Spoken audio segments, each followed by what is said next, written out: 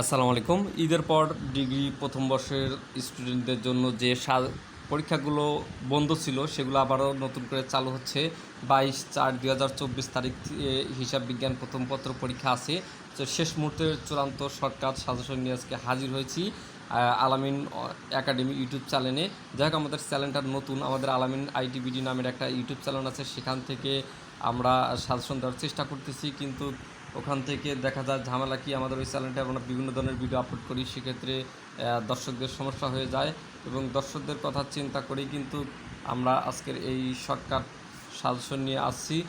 আমাদের এই চ্যানেলে যারা নতুন আছেন অবশ্যই আলামিন একাডেমি আমাদের এই ইউটিউব চ্যানেলটিকে সবাই সাবস্ক্রাইব করবেন। এই যে এই চ্যানেলটি সাবস্ক্রাইব করে রাখবেন, যার ফলে আপনাদের শুধু এডুকেশনাল এবং সাজেশন ভিডিওগুলোই কিন্তু এখানে আপনারা পাবেন, ধারাবাহিকভাবে অন্য কোনো ভিডিও আপলোড করবো না। এবং এই চ্যানেলটা শেয়ার করতে ভুলবেন না। আমাদের প্রত্যেক এই চ্যানেলের ধারাবাহিকভাবে শুধু আপনাদের জন্যই কাজ করবো ইনশাল্লাহ। আমাদের এই যে কিন্তু আলামিনে আইটিবিটি চ্যানেলে ভিডিওটা দিতে পারতাম, কিন্তু ওখানে দিলাম না আপনাদের সুবিধার্থে। ওখানে দিলে কিন্তু আমার ভিডিওতে ইনকাম হতো, এখানে কোনো আমার ইনকাম নাই, তারপরে আমি দিয়ে দিছি শুধু আপনাদের সুবিধার্থে। যাই হোক, এত বেশি কথা বাড়াবো না, সরাসরি আমরা মূল ভিডিওতে চলে যাই।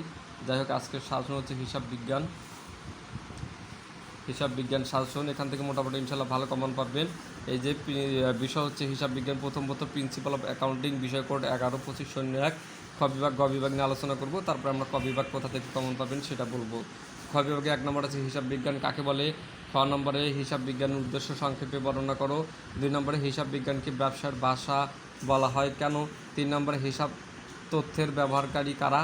4 নম্বরে মূল্যবোধ এবং জবাবদিহিতা সৃষ্টিতে হিসাব বিজ্ঞানের ভূমিকার সংক্ষেপে আলোচনা করো। 5 নম্বরে সর্বজনীনকৃত হিসাব বিজ্ঞান নীতিমালা বলতে কী বোঝায়। 6 নম্বরে সর্বজনীনকৃত হিসাব বিজ্ঞান নীতিমালার বৈশিষ্ট্য লেখো। 6 নম্বরে অনিশ্চিত হিসাব কেন প্রস্তুত করা হয়। 7 নম্বরে হিসাব চক্র কী, হিসাব চক্রের বিভিন্ন ধাপসমূহ ব্যাখ্যা করো। 8 নম্বরে 8-এর ক সমন্বয় দাখিলা কী। 8-এর খ সমন্বয় দাখিলার প্রয়োজন হয় কেন। 9 নম্বরে কালান্তিক মজুদ পদ্ধতি নিত্য মজুদ পদ্ধতির মধ্যে পার্থক্য লেখো। 10 নম্বরে হিসাব বিজ্ঞান তথ্য ব্যবস্থা কী। এগুলোর উত্তর পাবেন পৃষ্ঠা নম্বর 182, পৃষ্ঠার 6.1। তারপরে 9 নম্বরে গেল। 10 নম্বরে হচ্ছে ক হিসাব বিজ্ঞান তথ্য ব্যবস্থা কী। খ হিসাব তথ্য ব্যবস্থার উপাদানসমূহ আলোচনা করো। 11 নগদান বই পাস বইয়ের উদ্যাত্তের মধ্যে পার্থক্য কারণসমূহ। এগুলো তাদের ব্যতিক্রম বই, নতুন বই আছে, পৃষ্ঠার নম্বর ডান পাশে দেওয়া আছে এবং পয়েন্ট নম্বর দেওয়া আছে, এখান থেকে দেখে নেবেন, অথবা গুগলে এই প্রশ্ন সার্চ করলে উত্তর পাবেন।